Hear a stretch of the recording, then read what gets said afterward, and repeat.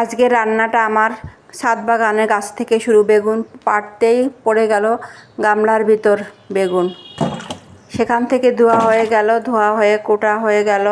এখন কড়াইতে মাছ দিয়ে দিলাম, পাবদা মাছ। তার ভিতর ঝাল পেঁয়াজ রসুন বাটা এবং কিছু আস্ত লবণ হলুদ দিয়ে তেল দিয়ে মাছটাকে ভালো করে মেখে নিয়ে আমি একটা পাত্রে উঠিয়ে রাখবো, কারণ মাছটাতে আমি গরম পানির ঝোলের ভিতর দিব যাতে মাছটা শক্ত হয়।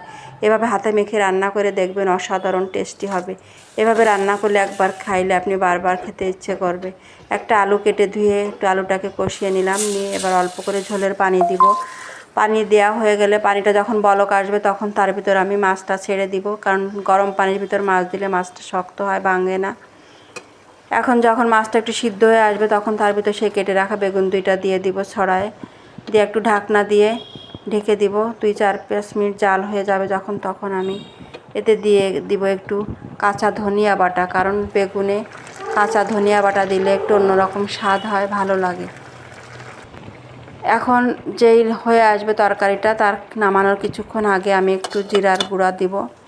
আবারও কিছুক্ষণ ঢাকনা দিয়ে ঢেকে জিরার গুঁড়ো দিয়ে দিলাম। দিয়ে এখন হয়ে গেল আমার রান্না। কিন্তু এখন কিন্তু এটা তরকারিটা আমি গরম গরম পরিবেশন করবেন, গরম ভাতের সাথে। একটা মাছ একটু